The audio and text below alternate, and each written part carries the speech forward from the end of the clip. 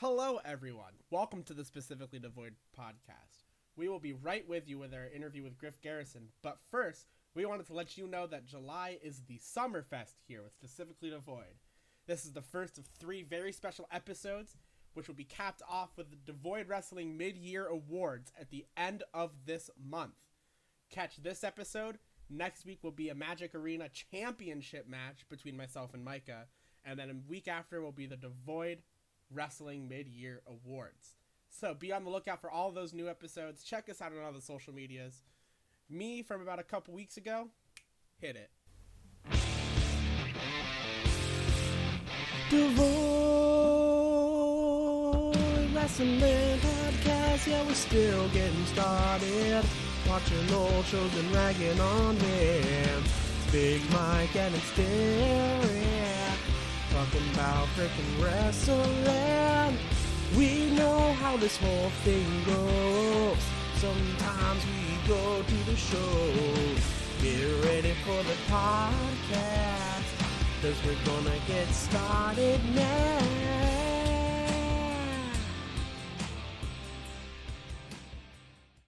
Hello, everyone. Welcome back to the Devoid Wrestling Podcast. And once again, we are joined by an amazing wrestler, an AEW talent, our childhood best friend, Griff Garrison. What's up? Griff, how you doing?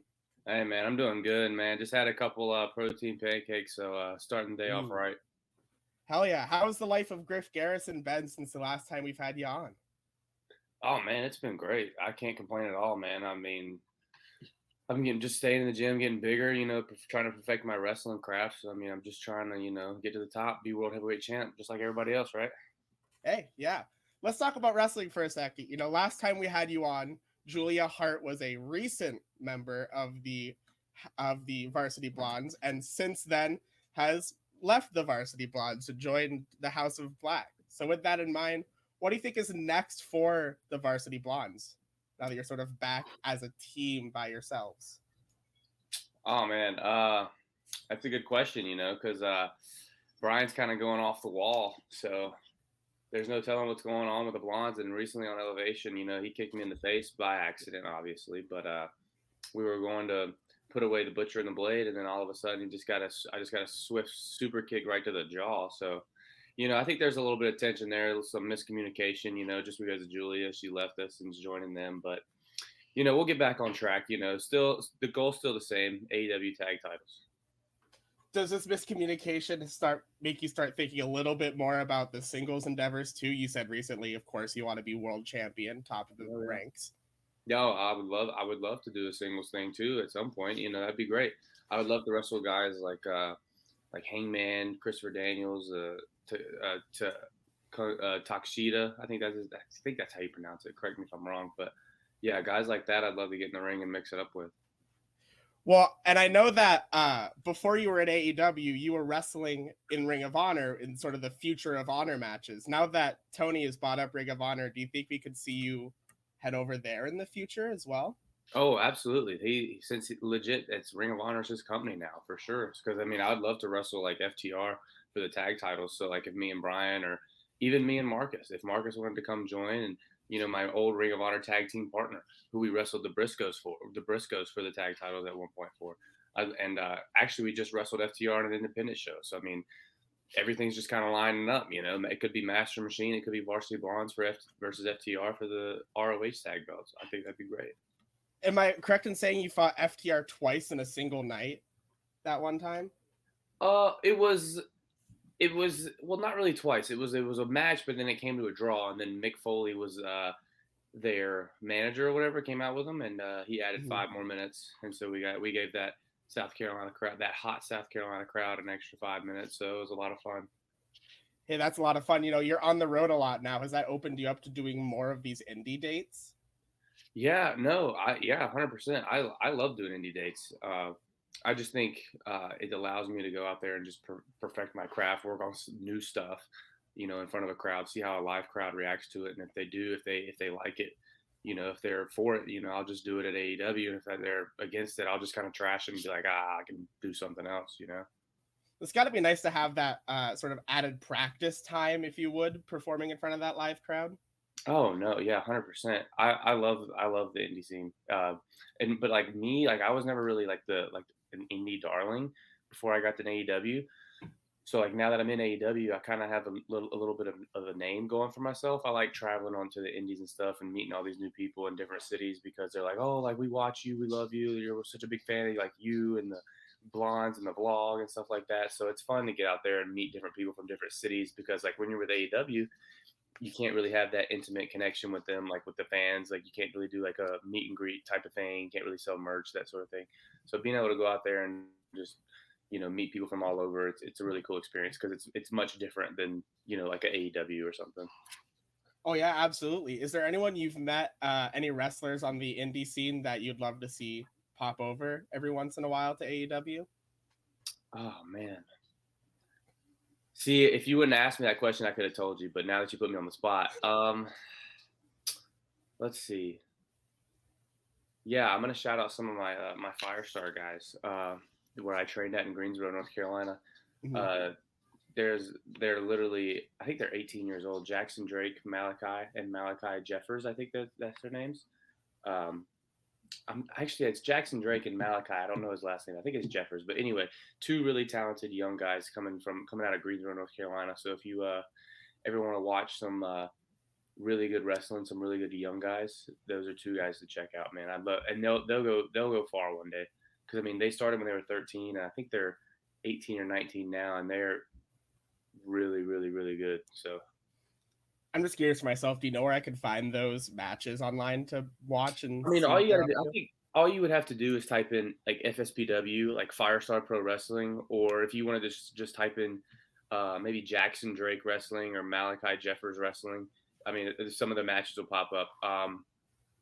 Let's see, I'm trying to think. They wrestle each other all the time, and it's really, really, really good, really crisp, And it's just like when you're watching, you're like, these dudes are 18, like holy shit, like they got their whole lives ahead of them. So it's just, yeah. So if you wanted to type that in, you could probably find a lot of really good matches of them against each other and against other people. So. Yeah, that's awesome. Well, talking about being on the road, how has being on the road sort of changed the way you do things AEW style? Because I know the last time we talked, AEW was primarily in Jacksonville doing the pandemic shows. Right. No, I mean, I've loved it ever since we've gotten like to be able to go back on the road and stuff and experience new places. I've been to a lot of places that I've never been to before, and like I just like going out and like exploring, going out with the vlog crew, doing stuff like that, filming stuff with those guys, and just seeing a bunch of new cities is really cool. I think my favorite city that I've been to so far was I think we had pay-per-view there. I think it was when Hangman and Kenny wrestled, and it was in Minneapolis, Minnesota. Mm-hmm. Yeah. That was one of my favorites, and I think it's just because I'm a big fan of the cold, and I like stuff like that. But I mean, I was put up in a hotel, and I was in like the corner, and like my view was just like I had this window where you had like two different windows, and I could just see the whole city. Like it was so cool. Ooh, Like that's Minneapolis is it's a really underrated city. Like if you ever want to go there, you need to go. You need to check it out. awesome. It's nice you're able to get to the cold now. I know North Carolina isn't necessarily the coldest place on earth. Yeah, especially right now, man. I think it's like 100. It's like 98, 100 degrees today. It sucks. It's just sucks. It's been upwards of there, and I'm in Vermont, so that's like a huge distance difference up north, and it's still like that. Yeah, I hate it, man. I just like I live like I'm in the basement, and I just like I'll just turn my light off, and there's no windows down here. I'll just go lay in bed and just turn on all the fans and just pretend like it's cold outside. Well, I know. I guess I'll ask you this because I know when AEW is primarily in Jacksonville, and it would get colder during those the winter months outside. Did you enjoy wrestling if you got a chance to in those colder weathers? Well, it did like it was crazy. Like during like December, January, it would get like really, really cold. Like even like for me, like I was like, gee, like we're in Florida, like it should not be this cold. But I mean, like I did like it, but like when you got chopped, I didn't like it. Man. It would sting. Like it's cold and it would sting. But I mean, after you wrestled, it kind of woke you up and it got your adrenaline going, and you got warmed up and stuff. But I mean, I didn't mind it. No, I really didn't. I actually kind of enjoyed it just because it was different. It's like you'd go out there and you'd wrestle at 1 a.m. and it's just like it's freezing cold. It's 1 a.m. There's no crowd, but hey, you're doing what you love to do, you know? Right. Hey, I wanted to ask you, because I know a lot of people watch sort of different matches to get themselves ready to learn from. What are some older matches that you look into and that you watch to sort of get inspiration and learn from? Let's see. Just like it can be any kind of match, or just Just like in general, what kind of matches do you look for when you're looking for those let's see. matches? Well, now, if I'm watching, obviously the first thing I'm gonna turn on is like FTR, because I'm in a tag team right now. They're the best tag team in the world. It kind of makes sense. I mean, those guys are just like easily the best tag team in the world. Dax, I think, is gonna win Wrestler of the Year this year. Like, he's on a different level than anybody else. So obviously, if I'm gonna watch anybody and try to like perfect my craft, it's gonna be them, because it's like I relate to them on a level where I think me and them kind of had like the same wrestling style. Like, I don't do a bunch of flippity dippity doodah stuff. Like, Right. I save that for like Dante and like Ray Phoenix and stuff, Right. obviously, because they're the best at that. And it's like I want to focus on psychology. I want to focus on telling a story. I want to focus on making the people feel something, whether that's any kind of emotion, happy, sad, mad, whether I'm a baby face, a heel, you know what I'm saying? And they're literally perfect at that. And so obviously I just, when I'm down here and I get bored or whatever, I just pull them up and just watch anything that has to do with Dax and Cash. Right. Well, you've recently worked with them too. So what is it like learning from them by watching their matches versus learning from them in the ring across from them? Well, it's weird because I normally consider myself a visual learner, but Mhm. it's different with like wrestling, I think, because like when you're actually in there and they don't call a lot of stuff, like they don't call a lot of stuff in the back, as people would say, they don't. And just going out there and having to listen to the crowd, having to change gears based off what the crowd is telling you, that's honestly, every time I've wrestled them, that's what they've done with us. And I've gotten so much better just listening to them as we put some of the things together, like, because we don't put a lot together, having to listen to them out there, just having them call stuff to you out there, and like, and if stuff goes off the rails, you got to figure out how to get it back on the train tracks, you know what I'm saying? And so like, just being able to listen and call stuff on the fly. And I think working with them makes me much like just, it makes me want to up my game that much more, and just try to hang with the best tag team in the world. And I think we did. So if you want to watch that match, it's on YouTube as well. Awesome. Well, I wanted to ask too, because there's been a large influx of names coming in to AEW recently. Are there any names that have come in recently that you would love to also learn from in the ring? Well, yeah. Well, we've worked Moxley and Danielson, and I love Danielson. Brian Danielson, he's another one of those guys. He's just a really funny guy too. He lightens the locker room, like he just like he boosts the serotonin of the locker room, is what I'm trying to say. Like, he just makes everyone in a good mood. He's always happy and stuff because he loves his job. He loves being there. So I mean, yeah, I would love to work with Brian again, whether that's in a tag or one-on-one. Also William Regal, man, he comes in and he'll get there at like noon or something, and he'll just be there till like 4 or 5 o'clock until the doors open, and he'll just be talking wrestling to anybody that wants to come. Like, I remember one time we showed up, and it was like, I think I pulled up and it was William Regal, Pillman, and one other guy, I can't remember. And by the time he was done talking, like 30 people were just over there, just kind of listening to everything that this guy was saying. Cause I mean, he's full of knowledge. Why wouldn't you, So, I mean, that's two guys I think that have a lot of knowledge about this that I would love to learn more from. Mm-hmm. Danielson, you said he lightens the locker room a lot. How important has that been, considering how sort of chaotic the world of wrestling news has been recently?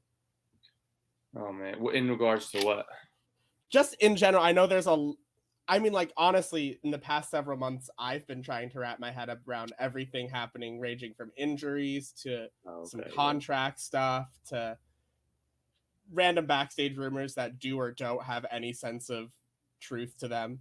Right.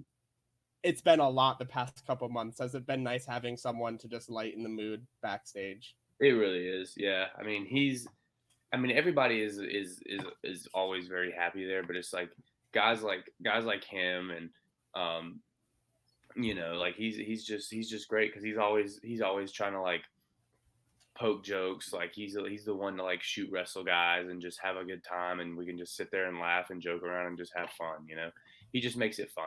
So yeah, I think it's always good to have a few of those guys around, and he's definitely one of them. Because you know, I got a funny story actually. We were in Baltimore not too long ago, and this is just an example of like something he likes to do, like poke fun and stuff. He looked at me, and we were getting like physicals done or something, and we were getting blood pressure taken, and he was one or two people behind me. He looks at me, he was like, Griff, I bet I have better blood pressure than you. And I was like, okay. And he was like, do you want to bet? And I was like, absolutely. I'm 24 and you're 50 years old almost. I don't know. But anyway, I think mine was like mine was either a 122 over 80 or a 120 over 82. And I had one and he had the other. And we went to Doc Sampson afterwards, and Doc Sampson was like, well, that's kind of the same thing. And what we bet on doing 45 single leg pistol squats all on one leg. Keep that in mind. So that's what the loser had to do. Okay. And Doc Sampson was like, well, that's kind of the same thing. And Danielson looked at him and was like, well, I'm older, so you should give the nudge to me, right? And Doc Sampson was like, yeah. So I had to do 45 single leg. So, and my leg was just throbbing the rest of the day. It was miserable. But I mean, that's just an example, you know, of how he just tries to entertain himself and everybody else, and how he likes to have fun. So, right. Well, I want to move away from wrestling, but I want to keep talking about laughing for a bit. Just curious, who's your favorite like comedian? Oh gosh, how did you know I like comedians? I got a lot. I was actually last night just watching Kevin Hart, but I got a lot, man. I like let's see, a few names. Bert Kreischer. I love Tom Segura. Bill Burr. Those are probably my top three. Let's see. I've seen Tom Segura live in Chicago. I saw Bert Kreischer live in my hometown in Greensboro. Mm-hmm. I really want to see Bill Burr, but I just haven't gotten to one of his shows yet. Also, I like Brad Williams. He's a big wrestling fan too. He comes to AEW a lot. So shout out Brad Williams. He actually DM'd me on my birthday this past year too. So shout out Brad Williams. That's awesome. Too. Yeah. Bill Burr, have you ever seen the clip? There's a clip of Bill Burr talking over an old Japanese match, and it's Antonio Inoki versus the Great Antonio. And it's just Bill Burr's commentary over it is the funniest thing I've ever seen. What is that match called? I'm actually going to write that down so I can watch, because I bet it's really funny. It's Antonio Inoki versus the Great Antonio.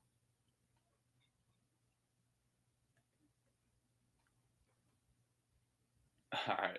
Yeah, I'm gonna watch that because I bet that is hilarious. It's so funny, you know. Have you seen his show F is for? Sorry, I love Bill Burr too. Have you seen F is for Family? His show on Netflix. F is for Family. No, I haven't seen that. I've just seen all his comic specials. I just watched what was it? Paper Tiger, I think it was called. Is that what it's called? I think so. I watched that one the other week, and now the one where he was in like Europe or something. Right. Something like that. That one was really, really funny. But I haven't seen the show. I'm gonna watch the show too.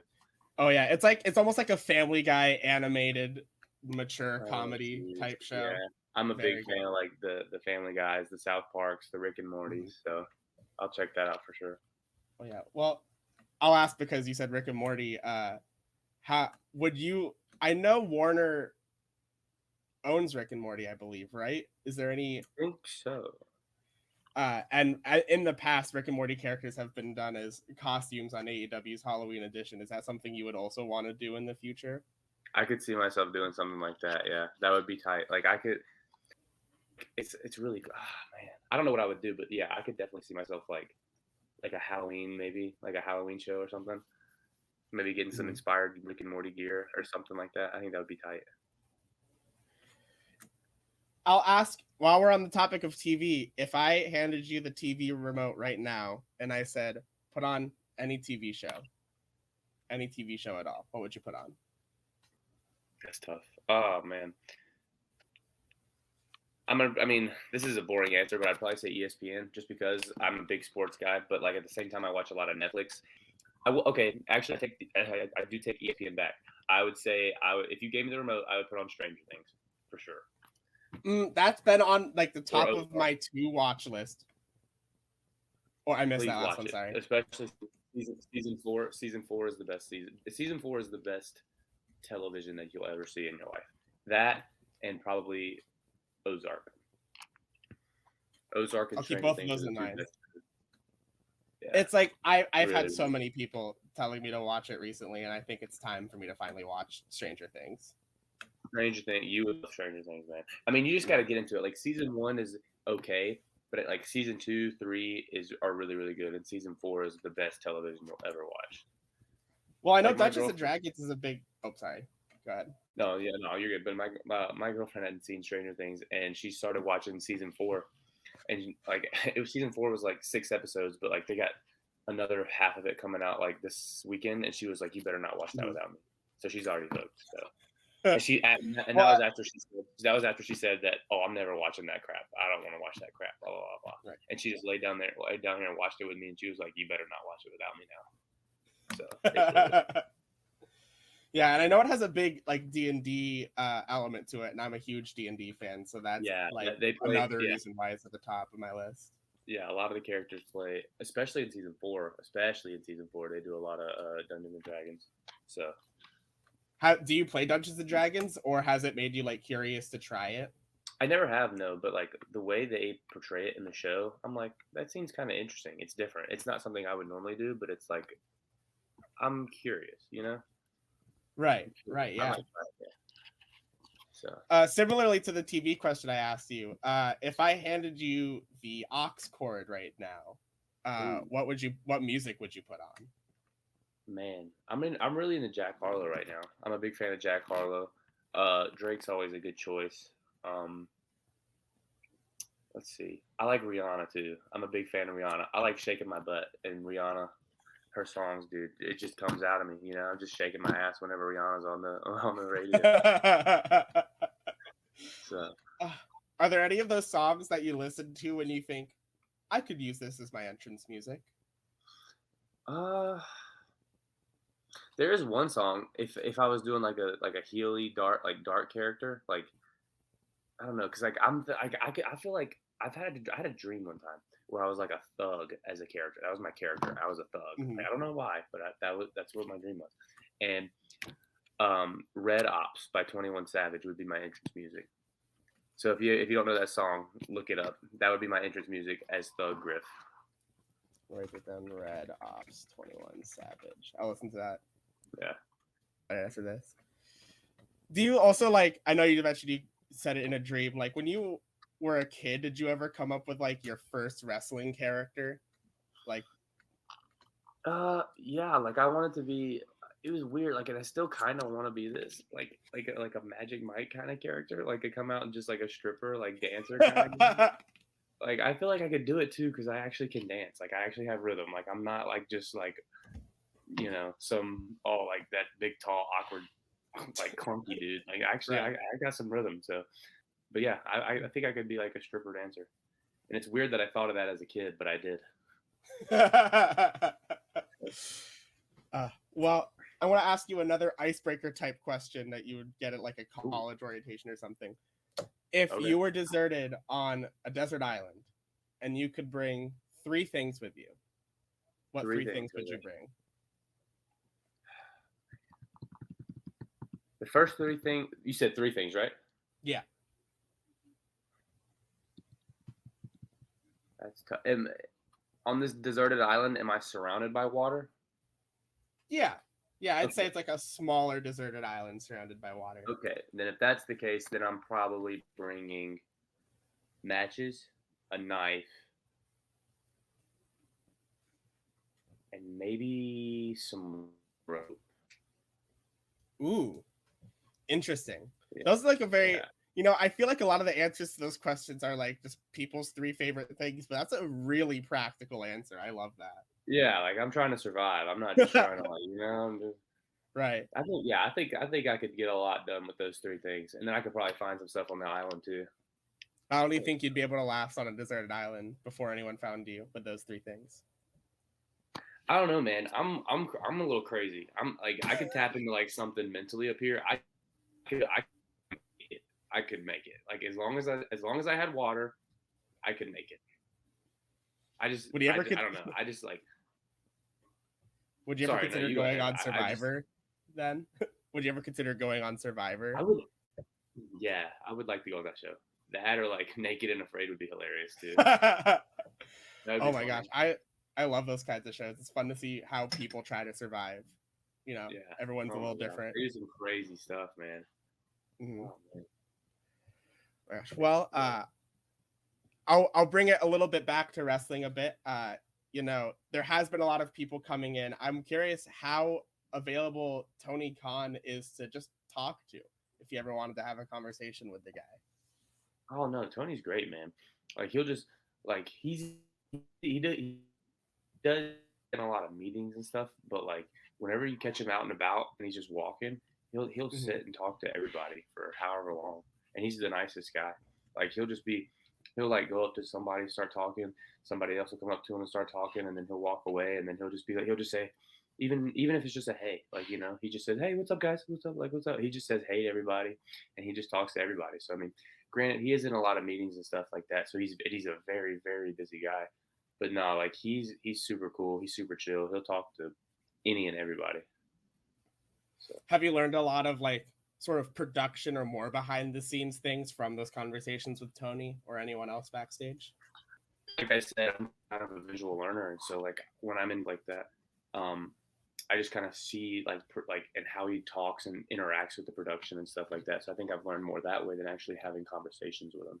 I am curious about you know, AEW, it's national television. What was it like sort of being on national television for the first time when you joined AEW? Oh man, it was well, like in Jacksonville, it was like whenever I was on Dynamite, I didn't really feel like I was on national television because it was like there was like no crowd and stuff like that, and so it just Right. felt. I was like, yeah, I'm just kind of just doing my thing, like wrestling in front of the boys, you know. But no, like when we first started traveling and like I got on Dynamite and stuff, especially when I had that match against Malachi in Greensboro in my hometown, I was like, all right, like this is for real. Like the camera's on, the red light's on. There's a Mhm. big freaking crowd here. There's a million people watching at home. Like, let's do this. But I think that was my first like really grasp of it. I was like, oh, like this is like here we are. Like this is the big time.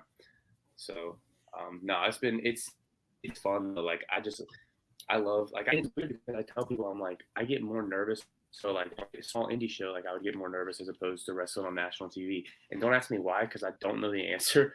But that's just how I'm wired, and it's weird. It's just like because like those 200 people are just around the ring and they're up close and they can see you. So if you mess up, it's just like oh, like you know. But Right. I don't know. It's For just people weird. that you know. Yeah. It's people that you Yeah. know, and it's just like people that you've grown to have a relationship with because you go to do these same indies over and over, and it's just you go to this one city and for AEW, and it's just like, oh, we won't be back there for a while. So if you mess up, like, oh, I don't know. But it's weird. I just get way more nervous in front of a smaller crowd than a bigger crowd. For people that you know in person, what was it like for them to see you on national television for the first time? They thought it was cool. Like my family and friends, like I was just, hey, just turn on television. I'm gonna be on at 8 o'clock tonight, and they would just watch and record. You know, I'll keep asking you about non-wrestling things that you like, because I'm enjoying learning about all these Heck yeah. things. Are you a podcast listener at all? I listen to Joe Rogan Experience, and I listen to Two Bears One Cave with Bert and Tom. I've been seeing a lot of clips of that one on TikTok recently. Yeah, so no, dude, they are so funny, man. Especially when they're together. Oh my gosh, it's a different level. And I like listening to Joe Rogan just because it's Joe Rogan. You know, he just like the conversations he has with people are just so in depth, and it's just like I feel like I learned so much when I listen to his podcast. AEW Fight Forever, the video game, that is on the horizon. That's been announced. They're working on that. I don't know if you are allowed to disclose, but will you have any involvement with that video game at all? I hate to say I am not allowed to disclose, so I am not allowed to talk about that. So I apologize, but yeah, I'm not allowed. I figured I might as well throw it out there in case you were, but oh yeah, no, makes sense. Mm. Makes sense. Just in general, without disclosing anything, are you excited for the game for AEW for a new company to sort of have a video game? Yes, I'm pumped because I play video games too. I don't play a lot. Like I play Fortnite and like MLB and NBA 2K, but like when this game comes out, like I'll definitely play the AEW game for sure. Oh yeah. I'm super excited for it. Well, Griff, it was great to have you back on our show. Is there Yeah, anything or anyone you'd like to shout out before we close it out? yeah. Shout out to Marcus Cross. He's working his butt off. He's one half a master machine, and he's on the come up. So keep your eyes on him. Alrighty. Well, Griff, once again, thank you so much for continuing to come back to our small little podcast. It means the world to us that you continue to come back on. Yeah, man. Thank you. Well, and for everyone thank watching, you for having me, man. for everyone watching, thank you for joining us. We'll see you next time.